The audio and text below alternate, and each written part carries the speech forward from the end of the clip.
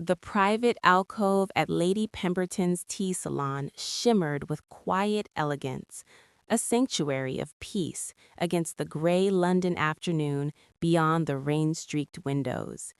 Inside, porcelain cups clinked softly, and the air carried the delicate perfume of chamomile and rose. Silk screens painted with peacocks divided the intimate space into shadowed corners where society's weary could disappear. Silver gleamed on every table, and the gentle murmur of refined conversation blended with the whisper of turning pages and the musical sound of tea being poured into delicate cups. I sat in the furthest alcove, savoring my fourth sip of chamomile, watching raindrops race down the tall window panes. At 23 years of age, I possessed the kind of unremarkable appearance that allowed me to move through the world unnoticed. Brown hair pinned in a simple style, gray eyes that observed more than they revealed, and a plain afternoon dress of modest blue muslin that spoke of respectability without pretension. I wore my invisibility like armor, finding comfort in being overlooked. My only adornment was my late mother's silver locket, tucked beneath my collar where no one could see. "Please, you must help me," came a desperate whisper at my shoulder, shattering my carefully constructed solitude. I turned to find an elegant older woman in lavender silk practically collapsing into the chair across from me, her powdered face pale with unmistakable terror. She was dressed in the kind of gown that cost more than I earned in a year, though I noted with surprise that despite her obvious wealth, panic had stripped away all aristocratic composure. Her jewelry, a magnificent array of diamonds and amethysts, caught the muted light, yet her trembling hands and wide eyes spoke of genuine fear, not theatrical performance. "Forgive the intrusion," she gasped, her jeweled fingers gripping my wrist with surprising desperation. "That woman in the purple dress who just entered, Lady Vivian Blackthorne, she's a viper. She's been stalking my son for months, orchestrating situations, spreading rumors, trying to trap him into marriage through scandal and social pressure." Her eyes, sharp and aristocratic despite the fear, locked onto mine with startling intensity. "If she sees me sitting alone, vulnerable, she'll corner me, force me to invite her to our estate, engineer another chance encounter with my son. I will not allow her to sink her claws deeper into our family." I opened my mouth to politely refuse this absurd request from a stranger, but she continued in a rushed whisper. "You look respectable, kind, intelligent. Please, just for 5 minutes, pretend you're engaged to my son. Pretend you're family. She won't dare approach if she believes he's already claimed." Before I could process the madness of what she was asking, she slipped a ring onto my finger, a massive sapphire surrounded by diamonds that caught the light like captured ocean. "Please," she whispered again, her voice breaking. "Just 5 minutes. I'm begging you." And that was how I met the Dowager Duchess of Ashbourne, and how my ordinary life ended in the span of a heartbeat. The chamomile tea had barely cooled when I heard the sharp click of expensive boots on marble. The Duchess's face went pale, her grip tightening on my hand, where the sapphire ring now sat, heavy and foreign.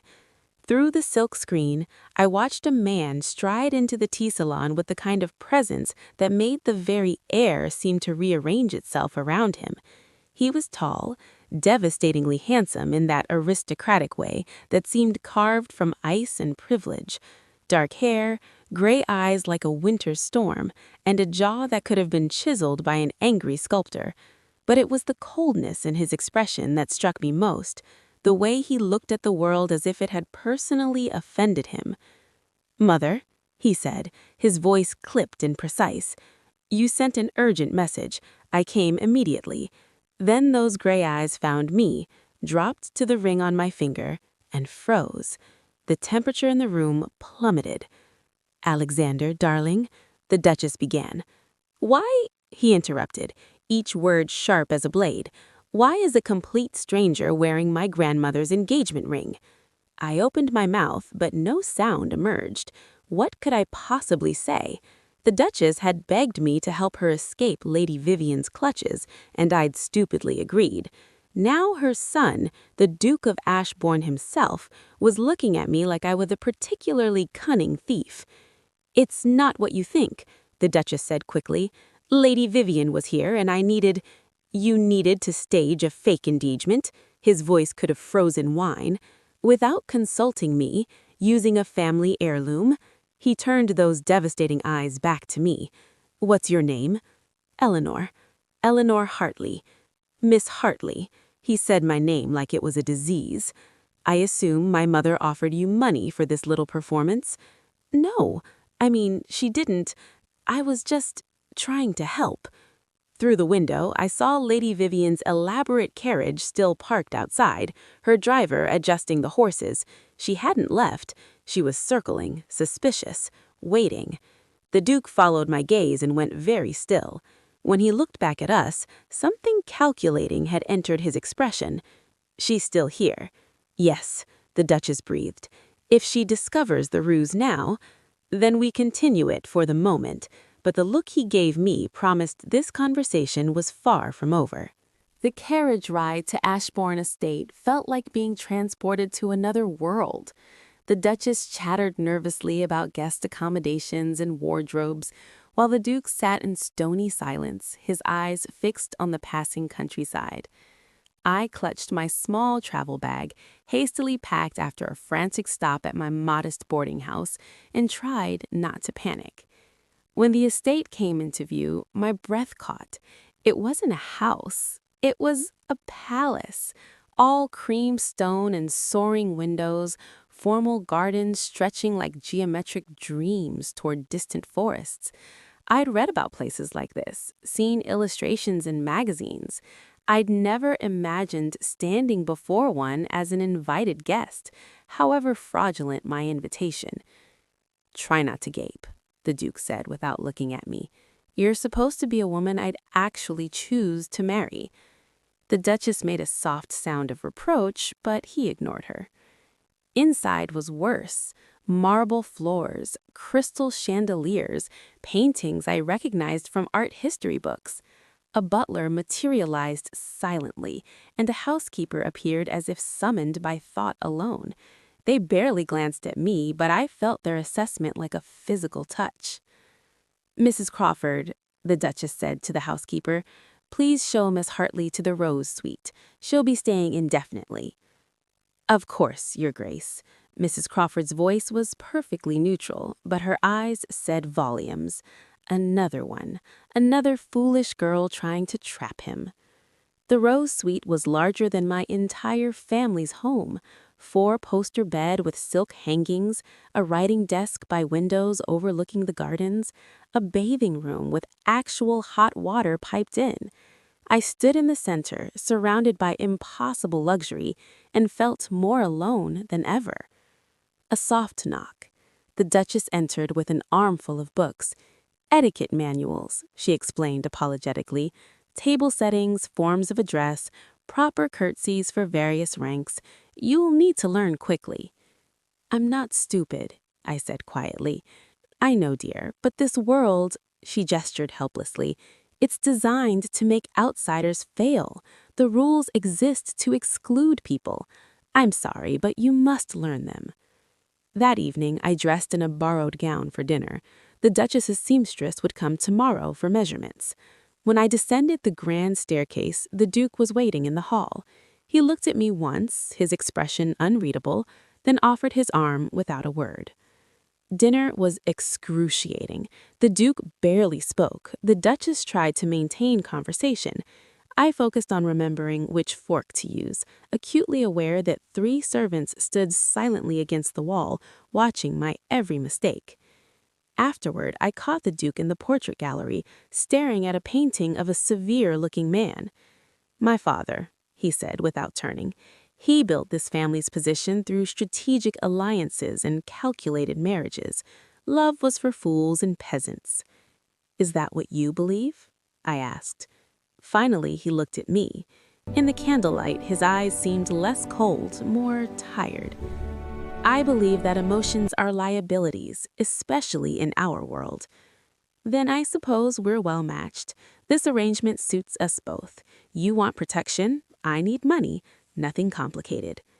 Something shifted in his expression. Disappointment, maybe, though that made no sense. Indeed, nothing complicated. He turned away. Good night, Miss Hartley. I watched him walk away down the gallery, past portraits of his ancestors, and wondered why his words felt like a door closing. Morning light flooded the Duke's study when I was summoned after breakfast. He stood behind an enormous desk, every inch the aristocrat, holding what appeared to be a handwritten contract. Ground rules, he announced without preamble.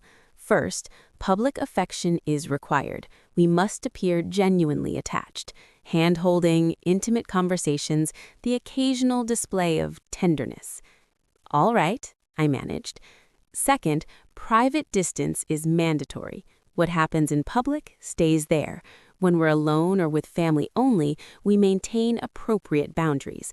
No confusion between performance and reality. Each word felt like a tiny cut. Understood. Third, and most important, he finally met my eyes. No falling in love. This is a business arrangement. When it ends, we both walk away cleanly. No heartbreak, no drama, no complications. Can you agree to that? I lifted my chin. Can you? His jaw tightened.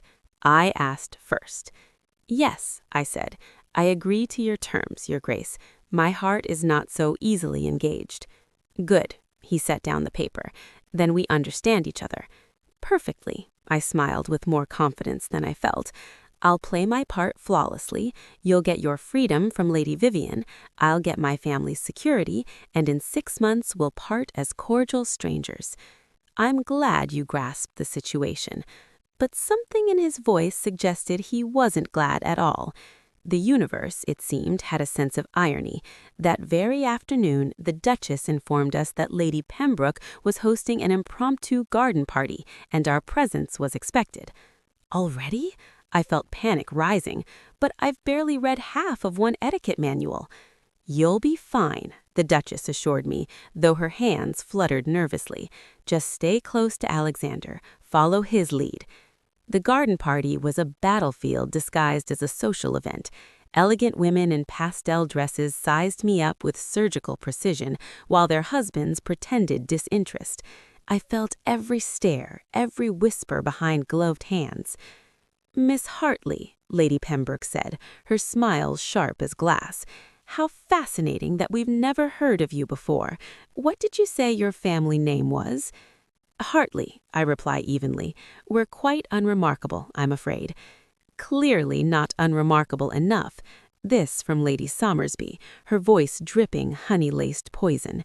You've captured the Duke's attention. That's quite an achievement. Tell us, how exactly did you manage that? The implication was clear. I opened my mouth, but the Duke's hand found my waist, pulling me close against his side. I believe, he said, his voice deadly soft, the relevant question is why it took me so long to find her. When one encounters genuine kindness, intelligence, and grace, one recognizes it immediately. Unless, of course, one is too busy calculating social advantages to notice authentic worth. Lady Somersby went pale. The group fell silent. The Duke smiled, but it didn't reach his eyes. If you'll excuse us, he continued, I'd like to show my fiancé the rose garden. He guided me away, his hand still at my waist, warm through the fabric of my dress. When we were alone among the roses, I found my voice. You didn't have to. Yes, he interrupted. I did. You're under my protection now. No one insults you without answering to me. We stood too close, the scent of roses heavy in the air. His gray eyes searched my face, and for a moment the ice in them melted into something warm, almost tender. Then he stepped back, clearing his throat. That was adequate for a first outing. Adequate, I repeated, hurt surprising me with its sharpness. How generous. But as we walked back to the party, I couldn't shake the memory of his arm around me, or the feeling that maybe, just maybe, his defense of me hadn't been entirely performance. A week passed in a strange, suspended reality. Days blended into dance lessons where the Duke's hand lingered on my waist a fraction too long, dinners where our conversation grew less strained, moments in passing where our eyes met and held. The Duchess watched us with growing satisfaction, though I couldn't imagine why. The borrowed clothes gave way to a wardrobe of my own, gowns and walking dresses in colors I'd never dared wear. The household staff began greeting me by name. I was learning the choreography of aristocratic life, and to my surprise, I wasn't entirely terrible at it. "You have natural grace," the dance master told me approvingly. Her grace chose well. If only he knew the truth. It was the Duke who suggested the horseback ride. "You should learn the estate," he said at breakfast, not quite meeting my eyes. "And you mentioned you could ride." "I grew up with horses," I admitted, "though none quite so magnificent as yours." An hour later, I was mounted on a gentle gray mare, while the Duke sat astride a massive black stallion. We rode through his lands in companionable silence, the autumn sun warm on my shoulders. "It's beautiful," I said, gazing at rolling hills dotted with sheep. "My father loved this place," he said quietly. "Before he became obsessed with status and position, he used to bring me here. We'd ride for hours." He paused. "I'd forgotten that. How strange." I looked at him, seeing past the aristocratic mask to something more human underneath. "Why did you forget?" "Because remembering hurt." His voice was barely audible. After he changed, became cold and calculating, these memories felt like lies, like that loving father had never really existed. Maybe both versions were real. Maybe people are complicated. He met my eyes, and something passed between us, understanding, recognition. Then my mare suddenly shied, spooked by a rabbit darting from the underbrush. I felt myself losing balance, the ground rushing up. Strong arms caught me, and suddenly I was pressed against the Duke's chest, his heart thundering against my ear. He'd somehow dismounted and reached me impossibly fast. "Are you hurt?" His hands moved over my arms, checking for injuries, and his voice shook with genuine fear. "Eleanor, answer me. Are you hurt?" Eleanor, not Miss Hartley. The intimacy of my first name from his lips sent warmth flooding through me. "I'm fine," I whispered. "I'm all right." But he didn't let go. We stood in the golden afternoon light, too close, his hands still cupping my face. His thumb traced my cheekbone with devastating gentleness. "I thought," he started, then stopped. His eyes darkened, dropping to my lips. We were going to kiss. Every nerve in my body knew it, wanted it, ached for it. Then he stepped back abruptly, releasing me like I'd burned him. "We should return. It's getting late." The ride back was silent, but something had shifted. The wall between us had developed cracks. That night, unable to sleep, I wandered to the library. Candlelight glowed from within, and I found him there, reading in a leather chair. He looked up, surprised. "Can't sleep either?" I asked. "Too many thoughts." He gestured to the other chair. "Stay, if you'd like." I curled into the chair, and we sat in comfortable silence for a while. Then, unexpectedly, he began to speak. 3 years ago, I was engaged. Lady Catherine Thornwood. Beautiful, charming, perfect pedigree. He laughed bitterly. I was young enough to believe it was real, that she loved me, not the title or the fortune. What happened? I overheard her with her mother, planning exactly how much money she'd extract from me before finding a more exciting lover. The engagement was just a business opportunity. He looked at me then, his eyes raw with old pain. I swore I'd never be that fool again, that I'd never let anyone close enough to hurt me. "So you became ice, untouchable, safer that way." But his voice was uncertain now, questioning. I wanted to tell him that I understood, that I'd built my own walls, that I'd convinced myself I was forgettable to avoid the pain of being forgotten, but the words stuck in my throat. Instead, I simply said, "Thank you for trusting me with that." We talked until dawn crept through the windows, about everything and nothing, and when we finally parted, I realized with creeping dread that I was in terrible danger. I was falling in love with the Duke of Ashbourne. The perfumed note arrived at breakfast. Lady Vivian Blackthorne requested my presence in the rose garden at 2 for tea. Just us ladies, the note read. I'd so love to become better acquainted with the Duke's mysterious fiancée. The Duchess went pale or suspicious. The Duke stood abruptly. Then I'll accompany you. And prove that I can't handle a simple social call without my fiancé's protection? I shook my head. That's exactly what she wants. Evidence that this engagement isn't real. At 5 minutes to 2, I made my way to the rose garden. Lady Vivian waited at a small table, immaculate in emerald silk, a predatory smile on her perfect face. Miss Hartley, she didn't stand. How kind of you to join me. Do sit. I settled across from her, accepting the tea she poured with steady hands I didn't feel. I'll be direct, she said, adding sugar to her cup with delicate precision. I've been making inquiries about you. The results are fascinating. My heart hammered, but I kept my expression neutral. Have they?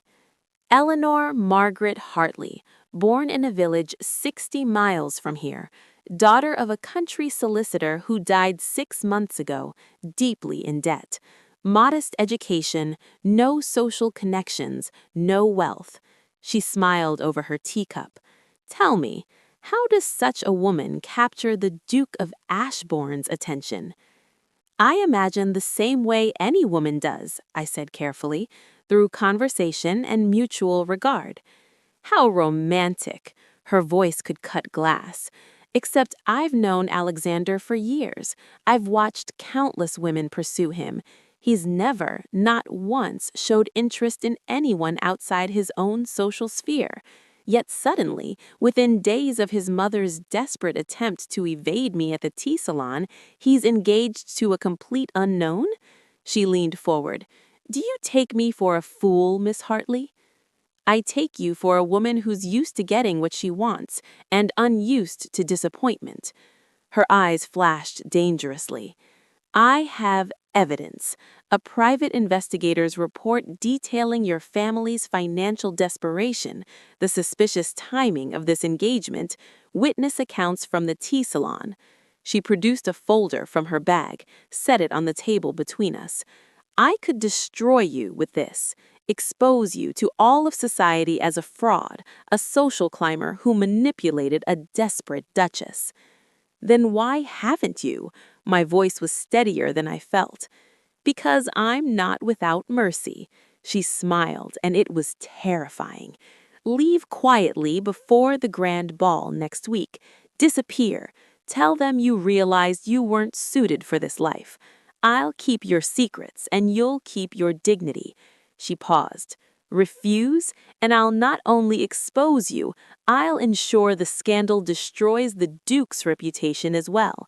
His judgment will be questioned, his position in Parliament undermined. The Ashbourne name will become a laughingstock. I stared at the folder, my throat tight. She wasn't bluffing. The power she held was real, and she would use it without hesitation. I need time to think, I whispered. You have until the ball. She stood gracefully. Choose wisely, Miss Hartley. Think about what you really mean to him. Do you honestly believe he loves you? Or are you simply convenient, a shield he's using until someone better comes along? She left in a whisper of silk and roses, and I sat frozen at the table. Because the terrible truth was, I didn't know. The Duke had been warmer, kinder, more human. We'd shared moments of genuine connection. But we'd also signed a contract. He'd made his terms crystal clear. No falling in love, no complications. In 6 months, we'd part ways. Maybe Lady Vivian was right. Maybe I was deluding myself, seeing love where there was simply convenient performance. Maybe leaving now would save us both, him from scandal, me from inevitable heartbreak. I made my decision. Tomorrow, before dawn, I would pack my things and disappear. The money no longer mattered. My heart did. I wouldn't wait to be cast aside. I would leave with whatever dignity I had left. My carpet bag sat on the bed, half packed in the pre-dawn darkness. I'd written the letter 3 times before getting it right, explaining everything, releasing him from the contract, apologizing for the complications. The words blurred as tears I'd been holding back finally fell. "This is for the best," I whispered to the empty room. "He'll be relieved." The door opened without warning. The Duchess stood there in her dressing gown, her face stricken. "You're leaving?" It wasn't a question. I couldn't speak, could only nod.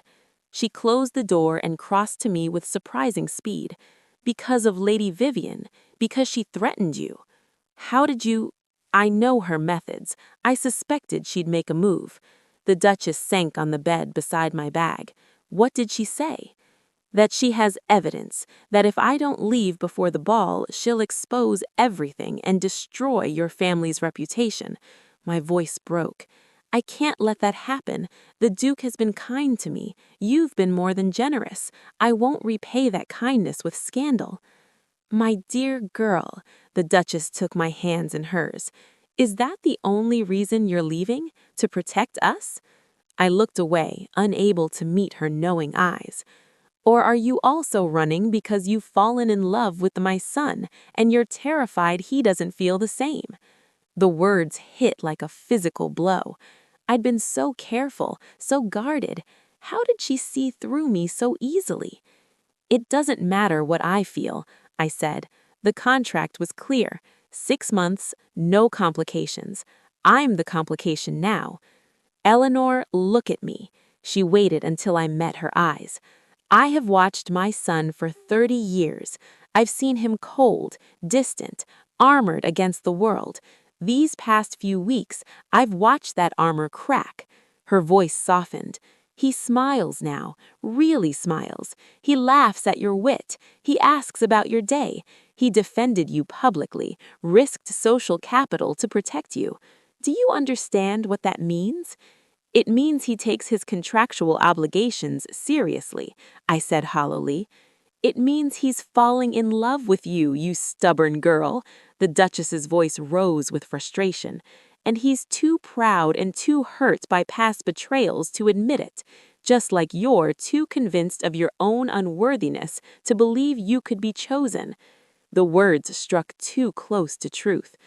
Even if that were true, which it isn't, Lady Vivian will still expose us. The scandal will happen whether you run or stay. She'll expose the engagement's origin regardless. You leaving won't protect Alexander. It will only confirm her narrative that you were a fraud. The Duchess squeezed my hands.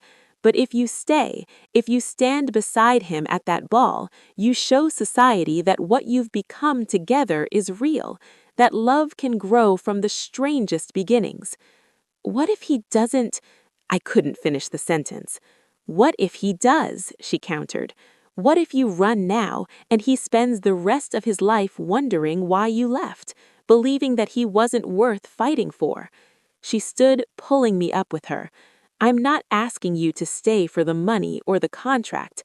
I'm asking you to stay because my son needs someone who sees him, truly sees him, and doesn't flinch away.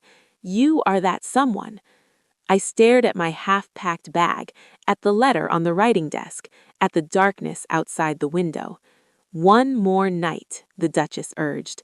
"Come to the ball, dance with him, and if after that he doesn't fight for you, if he doesn't show you what's truly in his heart, then leave with my blessing. But give him the chance. Give yourself the chance." My hands shook as I unpacked the bag. One more night. That's all I ask. The Duchess kissed my forehead. "Now, let's find you a dress that will make everyone in that ballroom forget to breathe." As she swept from the room, already planning, I looked at the mirror. A frightened girl stared back, someone convinced she was background noise, destined to be forgotten. "One more night," I told her reflection, "and then we'll know the truth." The ballroom glittered like a crystal dream. 1,000 candles reflected in gilt mirrors. The orchestra played from a marble balcony, and aristocracy draped themselves in jewels and judgment. I stood at the top of the grand staircase in a gown the Duchess had commissioned, deep sapphire silk that matched the Duke's family ring, embroidered with silver threads that caught the light. The Duke waited at the bottom of the stairs, devastating in black evening attire. When he saw me, he went completely still. Then he slowly smiled, and the warmth in his eyes made my heart forget how to beat properly. He climbed the stairs to meet me, offered his arm. "You're breathtaking," he murmured against my ear. "It's the dress," I managed. No, his hand covered mine where it rested on his arm. "It's you. It's always been you." Before I could process those words, we descended into the social battlefield. Nobles bowed and curtsied. Lady Pembroke complimented my gown with poisonous sweetness. Lord Somersby asked pointed questions about my family. I navigated each encounter with growing confidence, the Duke a steady presence at my side. Then the orchestra struck up a waltz, and he led me to the floor. His hand settled at my waist, our fingers intertwined, and we moved together as if we'd been dancing our entire lives. "I need to tell you something," he said, his voice low and urgent. "After this dance, something I should have said weeks ago." My heart thundered. "What?" He stopped, his expression shifting to alarm. The music cut off abruptly. At the edge, tears blurred my vision. Yes, 1,000 times yes. He slipped the redesigned ring onto my finger, and it fit perfectly, just like us. Two unlikely pieces that somehow completed each other. We sat together in the alcove, drinking tea as the afternoon light slanted through the windows, talking about the future. A summer wedding, maybe, in the estate gardens. Children someday, raised to value people over pedigree. A life built on honesty and laughter and love. "Your family arrives tomorrow," Alexander reminded me. "Your mother, sister. Are you nervous?" "Terrified," I admitted. "Mama has never met a duke before. She'll probably curtsy every 5 minutes. Then I'll have to convince her I'm just a man who's impossibly lucky." He kissed my forehead. "Besides, I need to ask your mother's blessing properly. I skipped several steps in the traditional process." As we left the tea salon, Lady Pemberton pressed a small package into my hands. "For your wedding breakfast, my dear, on the house." Inside were chamomile tea bags, the same blend I'd been drinking that fateful day. "Full circle," I murmured.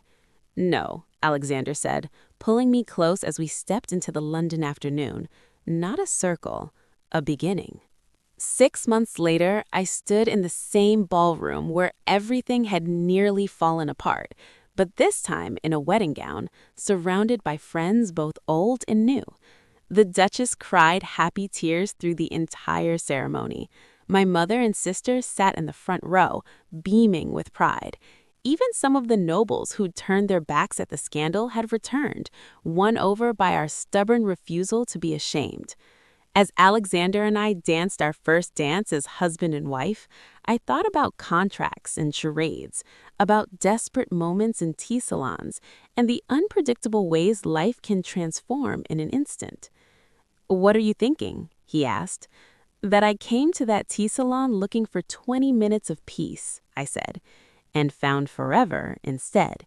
"Best trade in history," he agreed, spinning me under the chandeliers. And somewhere in the crowd, I was certain I heard the Duchess whisper to Lady Pemberton. I knew it from the very beginning. The moment she helped me in that tea salon, I knew she was the one. Maybe she was right.